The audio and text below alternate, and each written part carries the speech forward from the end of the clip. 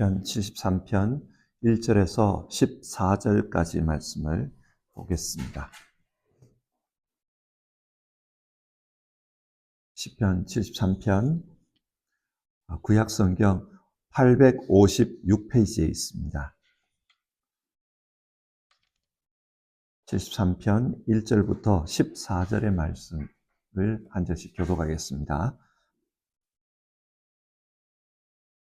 하나님은 마음이 정직한 사람과 마음이 정결한 사람에게 선을 베푸시는 분이건만 나는 그 확신을 잃고 넘어질 뻔했구나. 그 믿음을 버리고 미끄러질 뻔했구나. 그것은 내가 거만한 자를 시샘하고 악인들이 누리는 평안을 부러워했기 때문이다. 그들은 죽을 때에도 고통이 없으며 몸은 멀쩡하고 용기까지 흐른다. 사람들이 흔히들 당하는 그런 고통이 그들에게는 없으며 사람들이 의뢰당하는 재앙도 그들에게는 아예 가까이 가지 않는다. 오만한 그들의 먹거리요 폭력은 그들의 나들이 옷이다. 그들은 피둥피둥 살이 쪄서 거만하게 눈을 치켜뜨고 다니며 마음에는 헛된 상상이 가득하며 언제나 남을 비웃으며 악에 참 말을 쏘아붙이고 거만한 모습으로 포근하기를 즐긴다. 입으로는 하늘을 비방하고 혀로는 땅을 휩쓸고 다닌다. 하나님의 백성마저도 그들에게 홀려서 물을 들이키듯 그들이 하는 말을 그대로 받아들여 덩달아 말한다. 하나님인들 어떻게 알 수 있으랴? 가장 높으신 분이라고 무엇이든 다 알 수가 있으랴 하고 말한다. 그런데 놀랍게도 그들은 모두가 악인인데도 신세가 언제나 편하고 세상은 늘어만 가는구나. 이렇다면 내가 깨끗한 마음으로 살아온 것과 내 손으로 죄를 짓지 않고 깨끗하게 살아온 것이 허사라는 말인가? 하나님이 주님께서는 온종일 나를 괴롭히셨으며 아침마다 나를 벌하셨습니다. 아멘. 어제까지 우리는 민수기의 말씀을 묵상했습니다. 그리고 오늘부터는 시편의 말씀을 묵상하게 됩니다. 시편을 통해서 하나님께서 우리에게 주시는 그런 은혜가 모두에게 넘치기를 빕니다. 시편은 총 5권으로 구성이 되어 있습니다. 그 중에 제3권의 내용을 우리가 6월 달과 7월 달에 살펴볼 것입니다. 시편 73편부터 89편까지의 시들입니다. 이 시편 제3편에는요. 아삽의 시가 11편이 수록되어 있습니다. 오늘 우리가 살펴보게 될 시편 73편도 아삽의 시입니다. 그러면 아삽이라는 사람이 어떤 사람일까요? 아삽은 레위 지파 게르손의 자손입니다. 레위에게는 3명의 아들이 있었거든요. 그 아들 중에 한 명인 게르손의 자손입니다. 다윗이 예루살렘으로 언약궤를 옮겨오지요. 그때 음악을 담당하도록 세운 3명의 지도자가 있는데 그 중에 한 명이 바로 이 아삽입니다. 그렇기 때문에 아삽은 하나님에 대한 관심이 많을 수밖에 없습니다. 하나님의 궤 앞에서 늘 하나님을 찬양하는 사람이니까 하나님이 어떤 분인지를 알아야 하나님을 찬양할 수 있습니다. 그래서 아삽은 늘 하나님이 어떤 분인가 그것을 생각하는 그런 사람이었고 이 아삽의 시에는 그런 내용들이 많이 기록되어 있습니다. 그래서 우리는 이 아삽의 시를 통해서 하나님이 어떤 분이시고 그 하나님께서 이 세상을 어떻게 다스리시는지 그것을 배울 수 있습니다. 자, 그러면 오늘 본문을 함께 보도록 합시다. 오늘 우리가 읽은 이 본문은요. 시편 73편의 전반부입니다. 시편 73편은 지난 수련회 때 강사 목사님께서 설교하셨던 그 본문입니다. 그래서 수련회에 참석하셨던 분은 그때의 내용을 기억하시면서 이 시를 읽으면 좋을 것 같습니다. 먼저 아삽은 자신이 가지고 있는 믿음에 대해서 이야기합니다. 1절인데요. 하나님은 마음이 정직한 사람과 마음이 정결한 사람에게 선을 베푸시는 분이건만. 하나님은 의인에게 선을 베푸시고 악인에게 벌을 내리시는 분이라는 것입니다. 이렇게 따져봐도 저렇게 따져봐도 이것은 지당히 마땅하다. 이런 걸 우리가 공리라고 그러거든요. 신앙에 있어서 공리가 있다면 아삽은 이거라는 거예요. 하나님은 선한 사람에게는 복을 베푸시고 악한 사람에게는 벌을 내리시는 분이다. 아삽은 이런 신앙의 공리를 가지고 신앙하고 있었습니다. 시편 1편을 잘 아시지요? 이 시편 1편 역시 신앙인들의 공리에 대해서 이야기하고 있습니다. 복 있는 사람은 악인의 꾀를 따르지 않으며 죄인의 길에 서지 아니하며 오만한 자의 자리에 앉지 아니하며 오로지 여호와의 율법을 즐거워하며 밤낮으로 율법을 묵상하는 사람이다. 하나님을 믿고 믿음으로 사는 사람에게 하나님이 어떤 복을 주시는가 이렇게 이어서 말해요. 그는 시냇가에 심은 나무가 철마다 열매를 맺으며 그 잎이 시들지 아니함 같으니 하는 일마다 잘 될 것이다. 하나님을 믿고 하나님을 따라가는 사람은 시냇가에 심은 나무와 같다. 그래서 하는 일마다 잘 되고 열매가 넘친다. 그렇게 말합니다. 그러나 악인은 어떻습니까? 악인은 그렇지 않으니 한낱 바람에 날리는 쭉정이와 같다. 그러므로 악인은 심판을 받을 때에 몸을 가누지 못하며 죄인은 의인의 모임에 참여하지 못한다. 악인은 심판을 받는다는 겁니다. 마치 쭉정이와 같아서 바람이 불면 가장 높은 곳에 오르는 것 같지만은 바람이 그치면은 결국은 추락하고 맙니다. 높이 올랐던 자가 땅끝까지 추락하면 그것이 더 힘들고 아픔이 큽니다. 시편 1편은 그래서 이렇게 결론을 내립니다.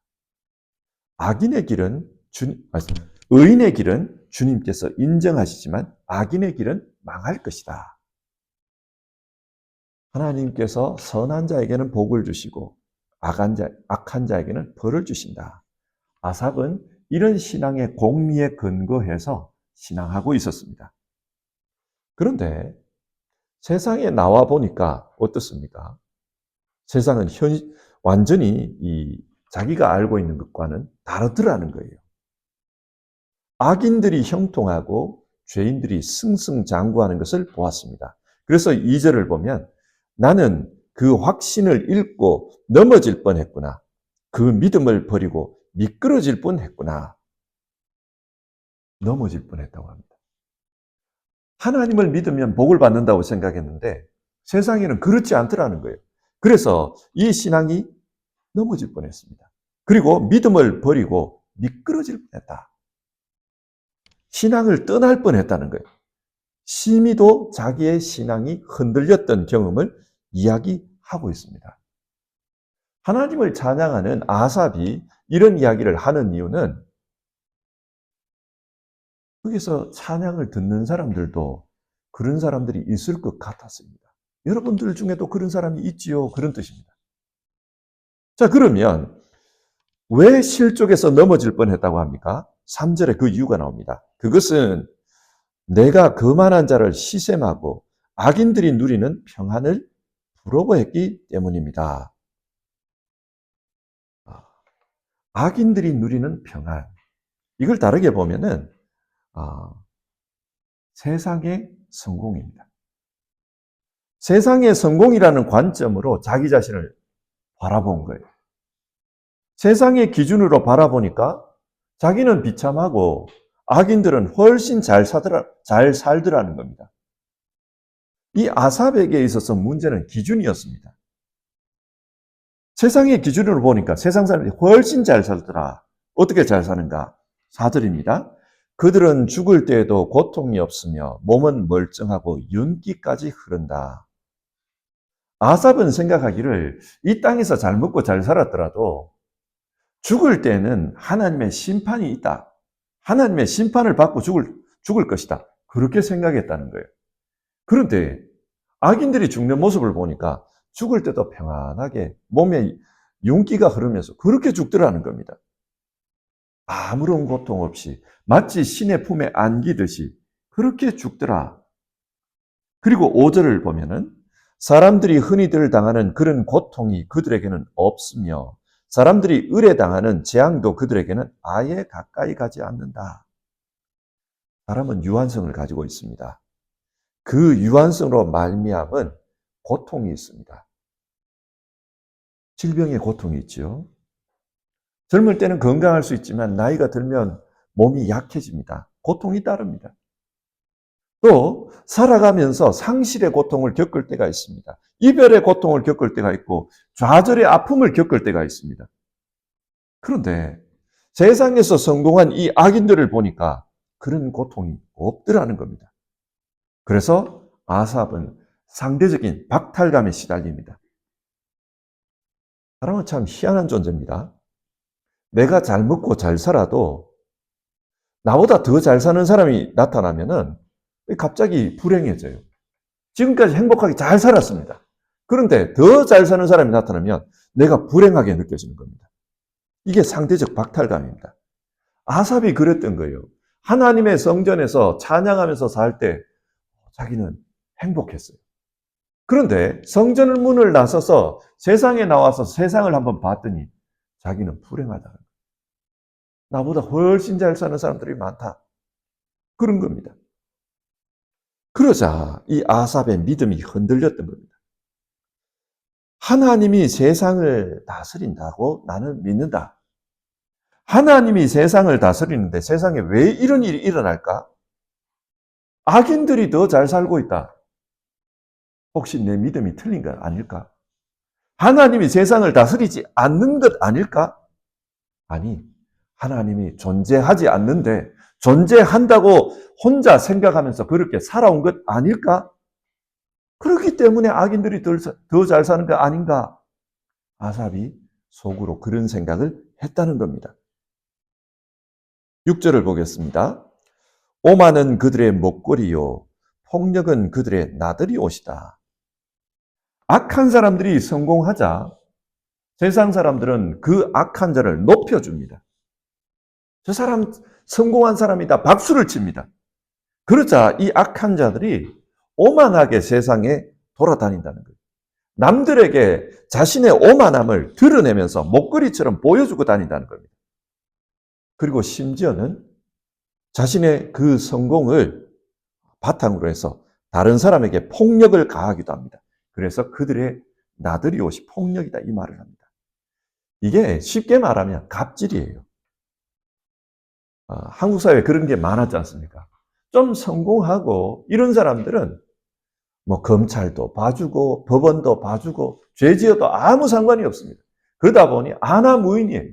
갑질을 합니다. 갑질을 하고 남들에게 짓밟고 이래도 법원에서 그냥 무죄 잃어버리니까 이 사람들이 아나무인입니다.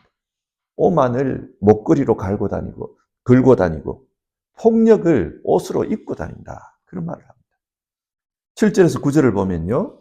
그들은 피둥피둥 살이 쪄서 거만하게 눈을 치켜뜨고 다니며 마음에는 헛된 상상이 가득하며 언제나 남을 비웃으며 악의에 찬 말을 쏘아 붙이고 거만한 모습으로 포근하기를 즐긴다.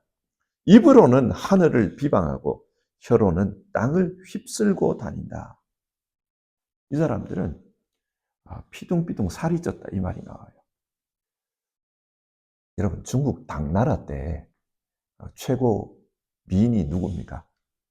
양귀비죠. 근데 양귀비의 그림을 보면은 뚱뚱해요. 왜 그럴까요? 그때는 다들 못 먹고 못 사니까 팩팩 골아 있으니까 그때는 잘 먹고 살이 찐 사람들이 미인상이에요. 이 당시도 마찬가지입니다. 이 사람들은 외모에 기름기가 흐른다 이 말을 해요. 사람들이 이 사람을 보면서 와 멋있다, 잘생겼다, 이쁘다 그런다는 말입니다. 그리고 이 사람들은 사람들이 자꾸 자기들을 칭송해 주니까 그만하게 끝이 없습니다. 그리고 하는 말에 있어서 거침이 없습니다. 무슨 말이든지 막 쏟아냅니다. 그 중에 하나가 하늘에 대항하고 사람들을 무시하는 말을 한다는 거예요. 하늘의 하나님도 무시하고 사람들도 무시합니다. 자, 이렇게 악하게 사는 사람, 이런 사람들을 사람들이 어떻게 평가하는가? 10절과 11절에 사람들의 평가가 나옵니다. 하나님의 백성마저도 그들에게 홀려서 물을 들이키듯 그들이 하는 말을 그대로 받아들여 덩달아 말한다. 이 사람들이 하는 말을 그대로 따라한다는 거예요. 그러면서 하는 말이 하나님인들 어떻게 알 수 있으랴. 가장 높으신 분이라고 무엇이든 다 알 수가 있으랴 하고 말한다. 하나님을 조롱하는 겁니다. 신이 있다고? 신이 있으면 세상이 이 모양이냐? 뭐 하나님을 이렇게 조롱하는 겁니다. 세상에 성공한 사람들을 보면서 그런 사람들을 부러워하면서 하나님의 백성마저도 이 사람들이 하는 그런 말을 따라하고 있다. 무슨 말입니까? 하나님을 믿는 사람들마저도 세상 사람들처럼 살아간다는 뜻입니다. 교회는 다녀도 생각하고 행동하는 게 세상 사람하고 똑같다는 겁니다. 얼마 전에 한국의 최고 권력자가 무속인들의 말을 듣고 정치한다는 소문이 있었습니다. 참 끔찍한 일이에요. 정치적으로 이 권력자를 찬성할 수 있습니다. 내가 생각하는 것과 비슷하게 생각한다. 찬성할 수 있어요. 그러나 교회는 이런 성경이 가르치는 해서는 안 될 짓을 하면은 꾸짖어야 돼요. 예언자적인 역할을 해야 합니다. 그런데 교회는 이 정부가 우리가 생각하는 거하고 비슷하게 생각하니까 그걸 따라하면서 무속을 추종하는 이거에 대해서 아무 말을 안 했어요. 그리고 기회가 있을 때마다 이 정부를 찬양하는 그런 말들을 했습니다. 현실은 그래요. 왜 이렇게 할까요? 이 권력 집단이 자기에게 도움이 된다고 생각하는 겁니다. 도움이 된다고 생각하면 신앙도 뒷전이에요. 그래서 해서는 안 될 짓을 하면 꾸짖고 이것은 틀렸다. 니네들이 다른 건 맞는지 몰라도 이건 틀렸다. 분명하게 말해야 되는데 그걸 안 했어요. 세상은 힘 있는 자를 옹호합니다. 성공하고 높이 올라간 자들을 부러워합니다. 아삽 당시에도 그랬다는 거예요. 그래서 이들이 하는 말이 하나님을 조롱하는 말이고 하나님 앞에 아주 악한 말을 해대도 그거를 따라 하더라는 거예요. 그 이야기입니다. 한국인들이 일제강점기의 기간 동안에 얼마나 큰 어려움을 당했습니까? 청년들이 우리나라 전쟁도 아닌데 난데없이 잡혀가지고 그 전쟁에 투입이 되었습니다. 얼마나 불행한 일이에요. 그런데 이런 어려움 속에서도 혜택을 받은 사람들이 있었습니다. 소위 말하는 친일파입니다. 이 친일파들이 뭐라고 하느냐면 일제시대를 부정적으로만 봐서는 안 된다는 거예요. 긍정적인 면도 있다는 겁니다. 일제가 철도를 놔줘가지고 교통이 발달했고 일제 덕택에 산업이 발달했다는 거예요. 식량을 수탈해 가려고 하면은 기차가 필요했을 거예요. 그리고 그 광물질들을 수탈하려면 기차가 필요했을 겁니다. 그런 걸 가져와서 일제가 한국을 발전시켜줬다는 겁니다. 그러면서 일제가 악한 짓을 했다. 이렇게 말하는 사람들을 오히려 비난합니다. 뭘 몰라서 그렇다. 저 사람들은 과학적인 생각이 없어서 기본적인 자료를 안 보고 하는 이야기다. 이런 식으로 비난을 해요. 왜 이럴까요? 이 사람들은 오로지 힘, 권력, 그 관점에서만 역사를 해석하는 겁니다. 조선시대 말기보다는 일제시대가 오히려 경제적으로 발전했다는 거예요. 그런 경제의 관점에서 보면 일제시대가 조선 말기보다 더 낫지 않냐. 이런 생각입니다. 그리고 이런 생각의 연장선상에서 경제가 발전하기 위해서는 일정 부분 독재도 허용해야 된다. 이런 말을 합니다. 왜 이런 말을 합니까? 기준이 문제예요.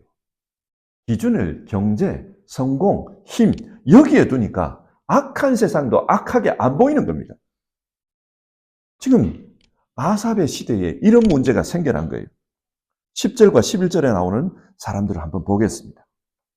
신앙인들이 악인이라고 하는 사람들, 그 사람들이 복을 받았다. 그렇다면 그 복은 누가 주었을까? 하나님 준 거 아닐까? 그렇다면 너희들이 악인이라고 비판하는 그 사람들이 악인이 아닐 수도 있다. 악인이 아니니까 복을 받았겠지. 이렇게 생각하는 겁니다. 그래서 하나님을 믿는 사람들마저도 이 악인들의 행동과 말을 따라가는 것입니다. 아삽은 이걸 보고 좌절해요. 신앙이 별게 아니구나. 믿는 자들도 다 이렇게 살구나. 좌절하는 겁니다. 그래서 13절과 14절을 보면 다시 한번 자기 신앙이 흔들렸던 것을 이야기합니다. 이렇다면 내가 깨끗한 마음으로 살아온 것과 내 손으로 죄를 짓지 않고 깨끗하게 살아온 것이 허사라는 말인가? 하나님, 주님께서는 온종일 나를 괴롭히셨으며 아침마다 나를 벌하셨습니다. 아삽이 신앙으로 사는 게 너무 힘들다. 그 이야기를 하고 있어요. 자, 이상 이 말씀을 한번 정리해 봅시다. 아삽은 하나님을 믿습니다. 하나님의 말씀대로 살아가는 사람에게 하나님이 복을 주신다. 그런 생각을 가지고 있습니다. 그런데 현실을 바라보니까 어떠냐? 세상에서는 세상을 의지하고 사는 사람들이 더 잘 살더라. 그 이야기입니다. 그래서 내가 신앙이 흔들렸다. 이 이야기지요. 사실 우리도 이럴 수 있습니다. 우리가 사는 세상을 바라보면은 하나님을 믿는 사람들보다 물질을 위해 수고하며 살아가는 사람들이 경제적으로는 훨씬 더 잘 삽니다. 그러면서 하나님을 믿으면 복 받는다는 이 신앙이 맞냐? 이런 생각을 가지는 분들이 있습니다. 이 생각에서 흔들리다가 신앙을 떠나는 분들도 있고요. 여러분 어떻습니까? 뭐가 참된 복입니까? 어떤 게 복입니까? 기준이 중요합니다. 우리 자신에게 적용하는 기준이 세상의 기준이 아니라 하나님의 기준이어야 합니다. 그때 우리는 믿음으로 사는 것이 복된 겁니다. 세상에는 세상이 돌아가는 세상의 기준이 있어요. 그 기준에 순응하는 사람들이 세상에서는 더 잘 삽니다. 돈의 법칙을 배워서 돈의 흐름을 따라 사는 사람들이 하나님 앞에 기도하는 사람들보다 훨씬 더 잘 삽니다. 세상의 지식을 배워서 세상 지식을 따르는 사람들이 세상에서는 훨씬 더 똑똑합니다. 세상에는 이런 세상의 법칙이 있습니다. 그러나 잊지 말아야 할 것은 하나님의 사람들은 하나님의 법칙이 있고 하나님의 법칙으로 살아갈 때 최후 승리를 얻는다는 사실, 그걸 잊지 말아야 합니다.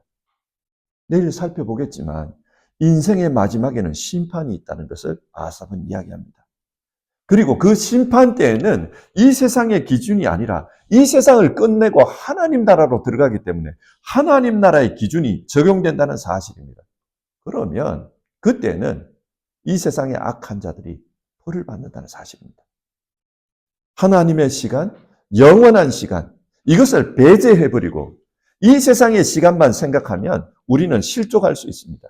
믿음이 흔들리고 믿음으로 사는 것이 허무하게 느껴질 수 있습니다.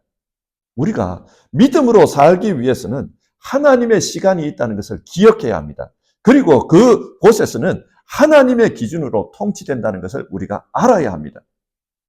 이 세상이 전부라면 이 세상의 기준으로 사는 것이 더 잘 사는 것일 수 있습니다.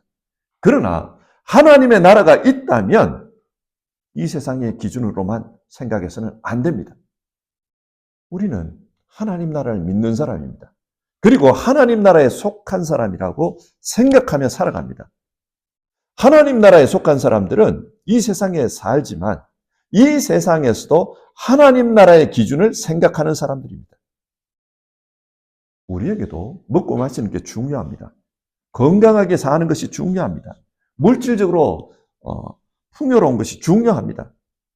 그래서 이 땅에서도 행복하게 사는 게 중요합니다. 그러나 이 행복을 그 행복을 이 땅의 기준에서만 맞춰 생각하면 안 된다는 것이 오늘 성경이 우리에게 교훈하는 바입니다. 우리는 영원한 하나님 나라를 향해서 순례하는 사람들이기 때문에 하나님 나라의 기준을 가지고 이 땅에서 내 삶을 돌아봐야 한다. 그것이 성경이 우리에게 교훈하는 바입니다. 우리의 현실 생활에 이 말씀을 적용해 보면요. 이 땅의 기준만 가지고 다른 사람하고 나하고 비교하면 안 됩니다. 그러면 필시 불행하게 느껴질 거예요. 반대로 하나님 나라의 기준을 가지고 다른 사람하고 나하고 비교하면은 하나님이 주시는 큰 만족이 있을 겁니다. 우리가 어떤 기준을 가지고 내 삶을 바라보느냐, 그게 중요합니다. 이 세상 기준을 가지고 사는지, 하나님 나라의 기준으로 사는지, 그것을 우리가 돌아봐야 합니다. 말씀 맺겠습니다. 우리는 하나님 나라를 소망하는 사람들입니다. 그렇기 때문에 하나님 나라의 기준으로 살아가야 합니다. 세상의 기준으로 나 자신과 다른 사람을 비교하면 내가 불행하다고 느껴질 수밖에 없습니다. 그러다 보면 내가 붙들고 사는 이 믿음마저도 흔들리게 되고 믿음에서 실족할 수가 있습니다. 하나님의 기준으로 나의 삶을 바라보고 그리고 나를 평가하면서 사는 것이 믿음이다. 오늘 성경은 우리에게 그것을 말해줍니다. 세상에서 열심히 살더라도 하나님 나라의 기준으로 나 자신을 돌아보며 사는 것, 그것이 믿음이다. 그것을 기억하라는 것입니다. 오늘 말씀을 읽으면서 우리는 어떤 기준을 가지고 살아가는지 그것을 다시 한번 생각해 봅시다. 믿음 안에서 하나님 붙들고 하나님의 기준으로 그 행복을 찾아가는 우리 모두가 되기를 바랍니다. 우리 찬송하겠습니다.